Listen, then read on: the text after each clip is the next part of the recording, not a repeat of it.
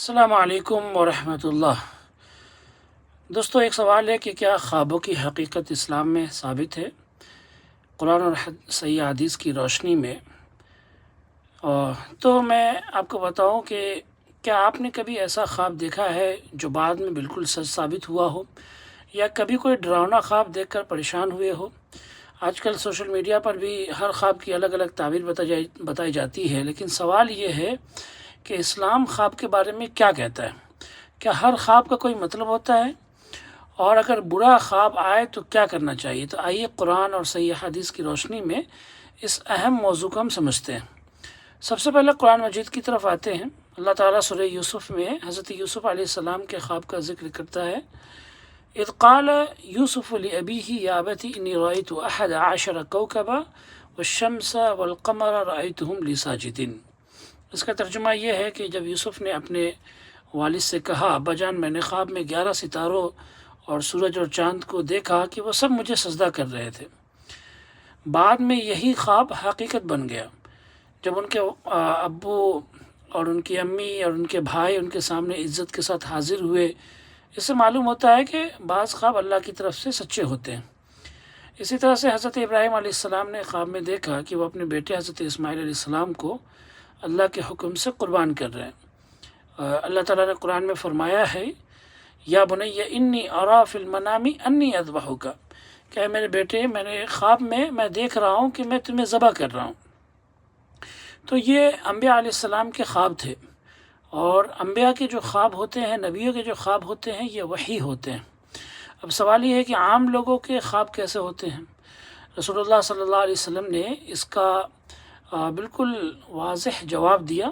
آپ صلی اللہ علیہ وسلم نے فرمایا الرؤیا ثلاثہ، کہ خواب کے 3 قسم ہوتے ہیں، اور آپ صلی اللہ علیہ وسلم نے فرمایا کہ پہلی قسم نیک خواب جو اللہ تعالیٰ کی طرف سے خوشخبری ہوتے ہیں، دوسری قسم ڈراؤنے یا پریشان کرنے والے خواب ہیں جو شیطان کی طرف سے ہوتے ہیں تاکہ انسان کو وہ غمگین کر دے، انسان کو غم میں ڈال دے، اور تیسری قسم وہ خواب جو انسان کے اپنے خیالات، پریشانی اور روزمرہ کے معاملات کا اثر ہوتے ہیں۔ یہ مسلم شریف کی حدیث میں ہے۔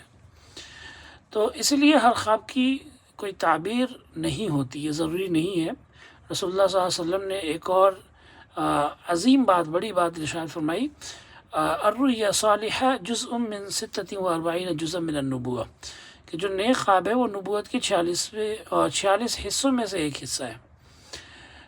بخاری مسلم کے اندر یہ حدیث ہے۔ تو اس کا مطلب یہ نہیں کہ خواب دیکھنے والا نبی بن جاتا، بلکہ اس کا مطلب یہ ہے کہ سچا خواب اللہ کی طرف سے خوشخبری یا رہنمائی ہو سکتا ہے۔ اب اگر کوئی ڈراؤنا خواب آ جائے تو اس وقت کیا کرنا چاہیے؟ تو رسول اللہ صلی اللہ علیہ وسلم نے فرمایا، جب تم میں سے کوئی ناپسندیدہ خواب دیکھے تو اپنی بائیں طرف 3 مرتبہ ہلکا سا دھتکار لے، اللہ سے شیطان اور اس کے خواب کے شر سے پناہ مانگے، اور اس خواب کو کسی سے بیان نہ کرے، تو وہ خواب اسے کوئی نقصان نہیں پہنچائے گا۔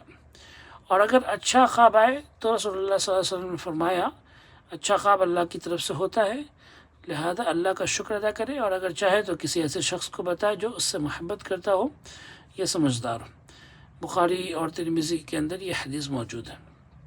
تو دوستو، آج کل ایک خطرناک رجحان یہ بھی ہے کہ لوگ خوابوں کی بنیاد پر اپنی پوری زندگی کے فیصلے کرنے لگتے ہیں۔ کوئی کہتا ہے کہ میں نے خواب دیکھا اس لیے فلاں کام کروں گا، یا فلاں شخص سے تعلق ختم کر دوں گا۔ یاد رکھیں، اسلام میں شریعت کی بنیاد خواب نہیں بلکہ قرآن و سنت ہے۔ اگر کوئی خواب قرآن و سنت کے خلاف ہو تو اس پر عمل کرنا جائز نہیں۔ امام مالک رحمہ اللہ کا مشہور قول ہے، اس امت کے آخری لوگوں کی اصلاح بھی اسی چیز سے ہوگی جس سے پہلے لوگوں کی اصلاح ہوئی، یعنی قرآن سے، سنت سے، احادیث سے۔ لہذا خواب کو دین کا مستقل ذریعہ یا حجت نہ بنائے۔